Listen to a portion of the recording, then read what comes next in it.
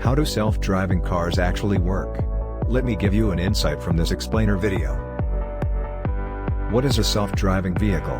A self-driving car is a vehicle that is capable of sensing its environment and moving safely with little or no human input.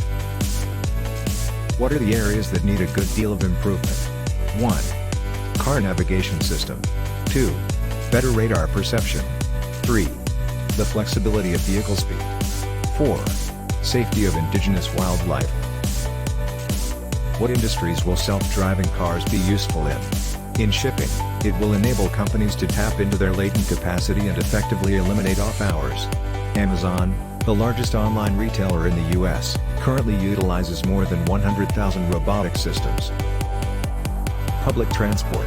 With driverless public transport, they also found that the city needed 20% less on-street parking and 80% less off-street parking since driverless cars don't need to sit idle waiting for a driver. In emergency aid, with human drivers out of the pictures, the outbound capacity of the road network will increase and the delivery of emergency goods and services to the impacted area. Check out books about self-driving cars in the description of this video.